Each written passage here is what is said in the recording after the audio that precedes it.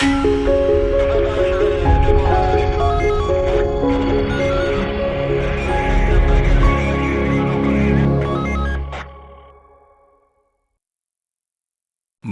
காவலர்கள் அனைவருக்கும் வணக்கம். வரப்போகிற டிஎன்யூஎஸ்ஆர்பி பிசி எக்ஸாமுக்கான ஒரு 50 டேஸ் ஸ்டடி பிளான் ஸ்டார்ட் பண்ணுறோம் அப்படின்னு சொல்லியிருந்தோம். அந்த ஸ்டடி பிளானில் டே 1க்கான ஸ்டடி பிளான் என்ன அப்படின்றது தான் இந்த வீடியோவில் நம்ம பார்க்க போகிறோம்.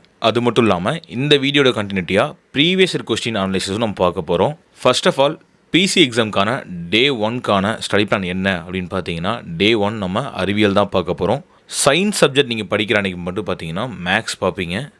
At the same time social subject படிக்கிற அன்றைக்கி சைக்காலஜி பார்ப்பீங்க. இதுதான் நம்ம டார்கெட். அப்படி பார்க்கும்போது இன்றைக்கி நீங்கள் சயின்ஸ் அண்ட் மேக்ஸ் இந்த ரெண்டுமே கவர் பண்ண போகிறீங்க.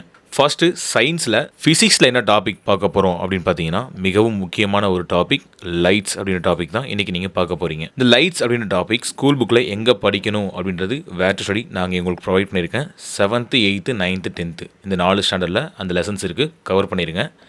தென் பயாலஜியில் இன்றைக்கி நீங்கள் பார்க்க போகிற டாபிக் உடல் நலம் மற்றும் ஊட்டச்சத்துக்கள். இந்த டாப்பிக்காக ஸ்கூல் புக்கில் எங்கே படிக்கணுன்றதுக்காக வேர் டு ஸ்டடியும் இங்கே ப்ரொவைட் பண்ணியிருக்கேன். தென் இது கூடிய கெமிஸ்ட்ரியில் நம்ம பார்க்க போகிற டாபிக் தனிமம் மற்றும் சேர்மம். இந்த டாப்பிக்காக 2 லெசன் தான் 9th and 10th ஸ்டாண்டர்டில் மட்டும்தான் அவைலபிள் இருக்குது. ஸோ இந்த 2 லெசனை கவர் பண்ணிட்டீங்கன்னா சயின்ஸில் இன்றைக்கான ஸ்டடி பிளான் ஓவர் ஆயிரும். ஃபிசிக்ஸில் ஒரு டாபிக், பயாலஜியில் ஒரு டாபிக், கெமிஸ்ட்ரியில் ஒரு டாபிக். தென் இது கூடயே மேக்ஸில் சிம்பிளிஃபிகேஷன் அதாவது சுருக்குகின்ற டாபிக் தான் இன்றைக்கி நீங்கள் கவர் பண்ண போகிறீங்க. இன்றைக்கி ஒரு நாள்லேயே இந்த என்டையர் டாபிக் நீங்கள் கவர் பண்ணணும் அப்படின்றது அவசியம் கிடையாது. நாளைக்கு ஈவினிங் 6 மணிக்குள்ளே, அதாவது டே 1 அண்ட் டே 2க்கான ஸ்டடி பிளான் தான் இந்த சயின்ஸ் அண்ட் மேக்ஸ்ன்ற டாபிக். ஏன் நாளைக்கு ஈவினிங் 6 மணிக்குள்ளே நீங்கள் கவர் பண்ணணும் அப்படின்னு பார்த்தீங்கன்னா, நாளைக்கு ஈவினிங் 6 மணிக்கு மேலே தான் நீங்கள் டே 1 and 2 இந்த 2 டேஸில் படித்த டாபிக்ஸ்க்கான ரிவிஷன்ஸ் நம்ம டெலகிராம் சேனலில் கொஸ்டின்ஸ் போல அப்லோட் பண்ணுவோம். ஸோ அதுக்கு முன்னாடி நீங்கள் படிச்சிட்டிங்கன்னா ரிவிஷன் பண்ணுறதுக்கு உங்களுக்கு ஈஸியாக இருக்கும். தென் டெலகிராம் சேனலில் அப்லோட் பண்ணுற ரிவிஷன்ஸ் கொஸ்டின்ஸை டே 3 அன்னைக்கு ரிவிஷன் பண்ணிவிட்டு அதுக்கப்புறம் டே 3 and 4க்கான ஸ்டடி பிளான் பார்ப்போம். இதுதான் நம்ம டார்கெட். இப்படியே 50 டேஸ்க்கான ஸ்டடி பிளான் தான் நம்ம பார்க்க போகிறோம். இன்றைக்கி டே 1க்கான சயின்ஸ் டாபிக் கொடுத்துருக்கேன், அது கூடயே மேக்ஸ் டாபிக் கொடுத்துருக்கேன். மறக்காமல் இதை கம்ப்ளீட் பண்ணிடுங்க. அடுத்ததாக இந்த ஸ்டடி பிளானோட கண்டினியூட்டியாக நம்ம அடுத்து என்ன பார்க்க போகிறோம் அப்படின்னு பார்த்தீங்கன்னா, ப்ரீவியஸ் இயர் கொஷினோட ஒரு சின்ன ஒரு அனலைசிஸ் தான் பார்க்க போகிறோம். அனலைஸ்னு சொல்லலாம், ஒரு ரிவிஷன் சொல்லலாம். நம்மளோட டெலகிராம் சேனலில் பார்த்தீங்கன்னா ஒரு 10 கொஸ்டின் ப்ரீவியஸ் இயர் கொஸ்டின்லேருந்து அப்லோட் பண்ணியிருக்கோம். அந்த கொஸ்டின்லாம் எப்படி வந்திருக்குது, அதுக்கான ஆன்சர்லாம் என்னென்ன அப்படின்றது தான் இந்த வீடியோட கண்டினியூட்டியாக நம்ம பார்க்க போகிறோம். ஃபர்ஸ்ட் கொஸ்டின் பார்த்தீங்கன்னா, எந்த டெல்லி சுல்தான் வேலையின்மை பிரச்சனையை தீர்க்க வேலை வாய்ப்பு அலுவலகத்தை அமைத்தார் அப்படின்னு கேட்டிருக்காங்க. இங்கே கொடுத்துருக்கிறதுல பார்த்தீங்கன்னா சரியான ஆன்சர் அப்படின்னு பார்க்கும்போது ஆப்ஷன் 3ல் இருக்க ஃபெரோஸ் ஷா துக்ளக் அப்படின்றவர் தான் பார்த்தீங்கன்னா வேலைவாய்ப்பு அலுவலகத்தை அமைச்சிருப்பார். இது ஒரு பாக்ஸ் கொஸ்டின் கூட. ரிமைனிங் இருக்க 3 பேர் யார் யாருன்னு பார்த்தீங்கன்னா, இவங்களுமே டெல்லி சுல்தானத்தில் வரவங்க தான். ஃபர்ஸ்ட் வர முகமது பின் துக்ளக். தலைவர் பற்றி தெரிஞ்சுக்கணும் அப்படின்னு பார்த்தீங்கன்னா, இவர் ஒரு முரண்பாடுகளின் மொத்த உருவம் அப்படின்னு அழைக்கப்பட்டவர். தலைநகரை டெல்லியிலேருந்து தௌலதாபாத்துக்கு மாற்றி தௌலதாபாத்லேருந்து மறுபடி தலைநகருக்கு மாற்றுவார் சம்மந்தமே இல்லாமல். இந்த மாதிரி கொஞ்சம் மார்க்கமான செயல்களை செஞ்சிருப்பார் அவர் காலகட்டத்தில். அதுக்கடுத்து ஆப்ஷன் பியில் இருக்க அலாவுதீன் கில்ஜி. டெல்லி சுல்தான்களில் ஒரு போற்றக்கூடிய ஒரு மன்னன் அப்படின்னு பார்க்கும்போது அலாவுதீன் கில்ஜி நிறைய சீர்திருத்தங்களை இவர் மேற்கொண்டிருப்பாரு. அது மட்டும் இல்லாம அஞ்சல் அலுவலகத்தை இவர் அமைச்சிருப்பாரு. அடுத்து ஆப்ஷன் சி, அதாவது ஃபெரோஸ் ஷா துக்ளக்கை பத்தி என்ன தெரிஞ்சுக்கணும் அப்படின்னு பார்த்தீங்கன்னா, இவர் இந்த முகமது பின் துக்ளக்கு அடுத்து வந்தவர் தான் ஃபெரோஸ் ஷா துக்ளக். இவர் நிறைய சீர்திருத்தங்கள் மேற்கொண்டிருப்பாரு. அதில் பார்த்தீங்கன்னா தோட்டங்கள் அதிகமாக உருவாக்கி இருப்பாரு, குதுப் மினாரை புதுப்பிச்சிருப்பாரு. இந்த மாதிரி நிறைய சீர்திருத்தங்களை இவரும் மேற்கொண்டிருப்பாரு. அடுத்ததா இருக்க பால்பனை பொறுத்த வரைக்கும் தலைவனோட முக்கிய குறிக்கோளை என்ன அப்படின்னு பார்த்தீங்கன்னா, 40 இன்மர் குழு, அதாவது சகல்கானி குழு அப்படின்னு ஒரு குழு இருந்துச்சு. அந்த குழுவை ஒழிக்கணும் அப்படின்றதான் தலைவனோட முதல் கோட்பாடாகவே இருந்துச்சு. ஸோ எந்த டெல்லி சுல்தான் வேலையின்மை பிரச்சனையை தீர்க்க வேலை வாய்ப்பை அலுவலகத்தை அமைத்தார் அப்படின்னு கேட்டாங்கன்னா, அதுக்கான சரியான ஆன்சர் ஃபெரோஸ் ஷா துக்ளக் தான். அடுத்த கொஸ்டின். இந்த கொஸ்டினை பொறுத்த வரைக்கும் 2 வாக்கியம் கொடுத்துருக்காங்க. இதில் எது சரி எது தவறு அப்படின்னு நம்ம கண்டுபிடிக்கணும். ஃபர்ஸ்ட் வாக்கியம் என்ன சொல்லியிருக்காங்க அப்படின்னு பார்த்தீங்கன்னா, யானை தமிழ்நாட்டின் மாநில விலங்கு அப்படின்னு சொல்லியிருக்காங்க. தமிழ்நாட்டின் மாநில விலங்கு யானையாக வரும்? கிடையாது, வரையாடு தான் வரும். அப்போது ஃபஸ்ட்டு வாக்கியம் தவறாக இருக்குது. 2வது வாக்கியம் பார்ப்போம். பனைமரம் தமிழ்நாட்டின் மாநில மரமாகும். 2வது வாக்கியம் கரெக்டாக இருக்குது. தமிழ்நாட்டின் மாநில மரம் பனைமரம் தான். அப்போது இந்த 2 வாக்கியத்தில் எந்த வாக்கியம் தப்பாக இருக்குது அப்படின்னு பார்த்தீங்கன்னா, இந்த ஃபஸ்ட்டு வாக்கியம் மட்டும்தான். இங்கே வரையாடு வரணும், ஆனால் யானை வந்திருக்கு. ஸோ இங்கே கொடுத்துருக்க ஆப்ஷனில் எது கரெக்ட் அப்படின்னு பார்த்தீங்கன்னா, 2வது வாக்கியம் மட்டும் சரின்னு கொண்டிருக்க வாக்கியம் தான் கரெக்டு. அப்போது ஆப்ஷன் பி. தென் அடுத்து நம்ம பார்க்க போகிற கொஷின் பார்த்தீங்கன்னா, இதுவும் ஒரு 2 வாக்கியங்கள் கொண்ட கொஷின் தான். இதில் எது சரி எது தவறுன்னு தான் நம்ம கண்டுபிடிக்கணும். ஃபஸ்ட்டு வாக்கியத்தை பார்ப்போம். ஒளியின் திசைவேகம் ஒளியின் திசைவேகத்தை விட குறைவு என்பதால் இடிச்சத்தம் கேட்பதற்கு முன்னரே நம் கண்களுக்கு தெரிகிறது. இந்த கூற்றில் இந்த இடிச்சத்தம் கேட்பதற்கு முன்னரே மின்னல் நம் கண்களுக்கு தெரிகிறது. இது கரெக்டு. ஏன் அப்படின்னு பார்த்தீங்கன்னா, இடி சத்தம் அப்படின்றது சவுண்டை பொறுத்தது, மின்னல் அப்படின்றது லைட்டை பொறுத்தது. அப்போது இடி சத்தம் கேட்குறதுக்கு முன்னாடி மின்னல் நம் கண்களுக்கு தெரிஞ்சிருக்கணும். இந்த கான்செப்ட் நம்ம எல்லாருக்குமே தெளிவாக தெரியும். ஆனால் இது இங்கே எப்படி அப்ளை ஆகிருக்கு அப்படின்னு பார்த்தீங்கன்னா, இந்த ஒளி அப்படின்றத மட்டும் மாற்றி போட்டிருக்காங்க. என்னென்னா, லைட்டோட திசைவேகம் சவுண்டோட திசைவேகத்தை விட குறைவு அப்படின்னு போட்டிருக்காங்க. நம்ம இடிச்சத்தம் கேட்குறதுக்கு முன்னாடி மின்னல் நம் கண்ணுக்கு தெரியுது அப்படின்ற இடத்துல ஒளியின் வேகம், அதாவது லைட்டோட வேகம் தான் மிகவும் அதிகம் அப்படின்றது நமக்கு தெரியும். அப்படி பார்க்கும்போது இங்கே மாற்றி கொடுத்துருக்காங்க. ஸோ இந்த மாதிரி வாக்கியம் கொஷின் கேட்கும்போது முழு வாக்கியத்தையும் தெளிவாக படித்து பாருங்கள். ஒரு சின்ன ட்விஸ்ட் தான் வச்சுருப்பாங்க, அதில் 1 மார்க் நம்ம இலக்கணம் ஏறிடும். ஸோ முதல் வாக்கியம் தவறு. மேபி இந்த இடத்துல சவுண்டோட வேகம் லைட்டோட வேகத்தை விட குறைவு அப்படின்னு கொடுத்துருந்தாங்கன்னா அது கரெக்டு.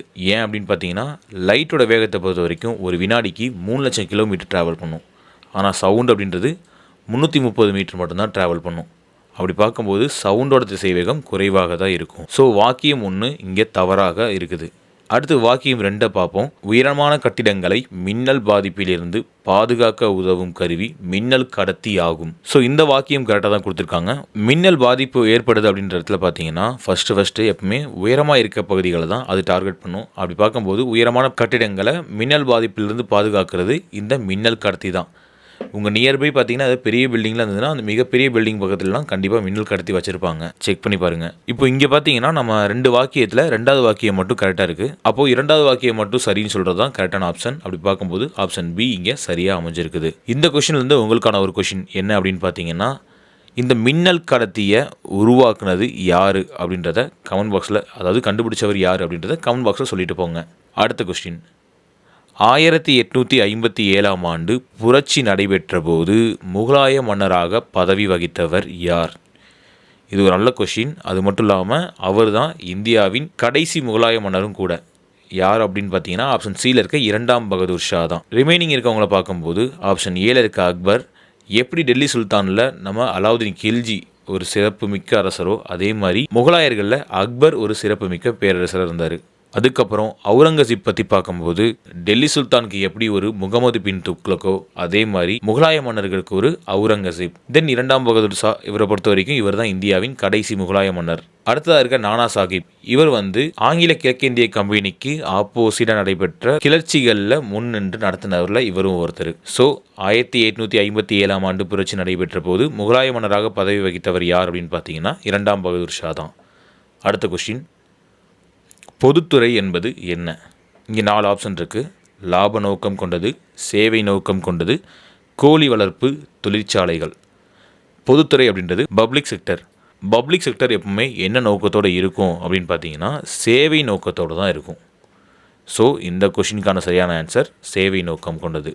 ஆக்சுவலாக இது ஒரு மேட்ச் மாதிரி கொடுத்துருப்பாங்க, எது பொருந்தாதுன்ற மாதிரி கொஷினில் கேட்டிருப்பாங்க. பொதுத்துறை, தனியார் துறை, முதன்மை துறை, 3ஆம் துறைன்னு சொல்லிட்டு இதை நான் ஒவ்வொன்றுமே இண்டிவிஜுவல் கொஷினாக இங்கே உங்களுக்கு டெலிகிராமில் அப்லோட் பண்ணியிருக்கேன். அடுத்த கொஷின் பார்த்தீங்கன்னா, தனியார் துறை. தனியார் துறை எப்பவுமே என்னென்னா ப்ரைவேட் செக்டர் லாபத்துக்காக மட்டும்தான் அவங்களோட ஒர்க் இருக்கும். ஸோ தனியார் துறையை பொறுத்த வரைக்கும் லாபம் நோக்க கொண்டது. தென் அதுக்கப்புறம் பார்த்தீங்கன்னா முதன்மை துறை. முதன்மை துறை அப்படின்றது ஏதாவது ஒன்றை வளர்க்குறது, இல்லை சுரங்கம் தோன்றது, இந்த மாதிரி தொழில்களை கொண்டதாக இருக்கும். அதாவது முதல்நிலை செயல்களை கொண்டது அப்படின்னு சொல்லுவாங்க. அப்படி பார்க்கும்போது இங்கே கோழி வளர்ப்பு அப்படின்றது தான் முதன்மை துறைக்கான சிறந்த எக்ஸாம்பிளாக அமைஞ்சிருக்குது. 3ஆம் துறையை பொறுத்த வரைக்கும் இது ஒரு சேவைத்துறை. என்ன சேவைத்துறை அப்படின்னு பார்த்தீங்கன்னா, நம்ம கோழி வளர்ப்பு அப்படின்றது முதன்மை துறைன்னு பார்த்தோம். இந்த கோழி வளர்ப்புலேருந்து வர பொருள் கொண்டு தொழிற்சாலைகளில் வேறு வடிவமான பொருட்களோ இல்லது அது நம்ம பயன்பாட்டுக்கு ஏற்ற பொருளாக மாற்றுறது அப்படின்னு 2ஆம் நிலைத்துறையில் அடங்கும். அதே மாதிரி இந்த முதல்நிலைத்துறை, 2ஆம் நிலைத்துறை, இந்த 2 துறைக்கும் உதவி மீன்ஸ் முதன்மை நிலைத்துறையிலோ அல்லது 2ஆம் நிலைத்துறையிலோ உருவாக்கப்பட்ட பொருட்களை கொண்டு போய் மக்கள்கிட்ட சேர்க்கிற அந்த போக்குவரத்து, இதெல்லாமே பார்த்திங்கன்னா சேவைத்துறையில் தான் அடங்கும். அது மட்டும் இல்லாமல் நாட்டின் அதிகமான வருமானம் வர்றது இந்த சேவைத்துறையில் தான். ஸோ 3ஆம் நிலைத்துறை அப்படின்றது சேவைத்துறை அப்படின்றது தெரிஞ்சுக்குங்க. அடுத்த கொஸ்டின், தாஜ்மஹால் டேஷ் நதிக்கரையில் அமைந்துள்ளது? இதற்கான சரியான விடை யமுனை நதிக்கரையில் தான். யமுனை நதிக்கரையில் தான் தாஜ்மஹால் அமைந்துள்ளது. இந்த யமுனை நதி அப்படின்றது கங்கை நதியோட மிகப்பெரிய துணையாறுகளில் இதுவும் ஒன்று. ஸோ தாஜ்மஹால் எந்த நதிக்கரையில் இருக்குது அப்படின்னு பார்த்தீங்கன்னா யமுனா நதிக்கரையில் தான் இருக்குது. தென் அடுத்த கொஷின் பொறுத்த வரைக்கும் எந்த ஆண்டு நடைபெற்ற பொது தேர்தலில் நோட்டா அறிமுகப்படுத்தப்பட்டது? இந்த கொஷினுக்கான சரியான விடை 2014 ஆண்டு. 2014 ஆண்டு தான் நோட்டா இந்தியாவில் அறிமுகப்படுத்தப்பட்டது. அதே மாதிரி நோட்டாவை அறிமுகப்படுத்துகிற 14வது நாடு இந்தியா. ஸோ 14 நோட்டாவை பொறுத்த வரைக்கும் ஞாபகம் வச்சுக்கோங்க, 14. இந்த நோட்டா அப்படின்றது என்ன அப்படின்னு பார்த்தீங்கன்னா, இப்போ நீங்கள் ஒரு பொது தேர்தலில் ஓட்டு போட போகிறீங்க அப்படின்ற பட்சத்தில் கொடுக்கப்பட்டிருக்க எந்த கட்சிக்குமே நீங்கள் வாக்களிக்க விரும்பலை அப்படின்ற பட்சத்தில் நீங்கள் நோட்டாவை ப்ரெஸ் பண்ணலாம். நோட்டாக்கான சரியான meaning none of the above. அப்படின்னா கொடுக்கப்பட்டிருக்க எந்த கட்சிக்கு உங்களுக்கு வாக்களிக்க விருப்பம் இல்லை அப்படின்றது அர்த்தமாகும். ஓகே ஃப்ரெண்ட்ஸ், இன்றைக்கி வீடியோவில் பார்த்தீங்கன்னா நம்ம டே 1க்கான ஸ்டடி பிளான் பார்த்தோம். இந்த டே 1க்கான ரிவிஷன் நம்ம டே 3 அன்னைக்கு பார்க்கலாம். தென் இதோட கண்டினியூட்டியாக 2022 ஆண்டு நடைபெற்ற பிசி எக்ஸாமில் கேட்கப்பட்ட கொஷின்ஸ் நம்ம பார்த்தோம். இந்த மாதிரி ப்ரீவியஸ் இயர் கொஷின்ஸ்க்கான அனலைசிஸ் உங்களுக்கு வேணும் அப்படின்னா கமெண்ட் பாக்ஸில் ப்ரீவியஸ் இயர் கொஷின் அப்படின்னு கமெண்ட் பண்ணுங்கள். நம்ம இண்டிவிஜுவலாகவே ப்ரீவியஸ் இயர் கொஷின்ஸுக்கும் தனி சீரியஸ் பார்ப்போம். பிசி சீரீஸோட ஒன் ஆஃப் த பார்ட்டான ஸ்டடி பிளான் இன்றைக்கி ஸ்டார்ட் ஆகிருக்குது. இன்றைக்கி ஸ்டடி பிளான் தொடங்குறவங்க கன்சிஸ்டன்சியை மிஸ் பண்ணாமல் கண்டினியூட்டியாக படிங்க. தாராளமாக எக்ஸாம் நல்லபடியாகவே கிளியர் பண்ணிடலாம். நம்ம அகாடமியில் பார்த்தீங்கன்னா பிசி எக்ஸாமுக்கான ஆன்லைன் கிளாஸஸ் ப்ரொவைட் பண்ணிட்டு இருக்கோம். ஆன்லைன் கிளாஸஸ் கூடயே டாபிக் வைஸான கம்பைன் நோட்ஸும் நம்ம கொடுத்துட்ருக்கோம். ஆன்லைன் கிளாஸில் யாராவது ஜாயின் பண்ணணும் அப்படின்னு விருப்பப்பட்டீங்கன்னா 8124833636 ஆர் 8124836366 இந்த 2 நம்பரில் ஏதோ ஒரு நம்பர் கான்டாக்ட் பண்ணி ஜாயின் பண்ணிக்கோங்க. மறுபடியும் உங்களை அடுத்த வீடியோவில் சந்திக்கிறேன். நன்றி.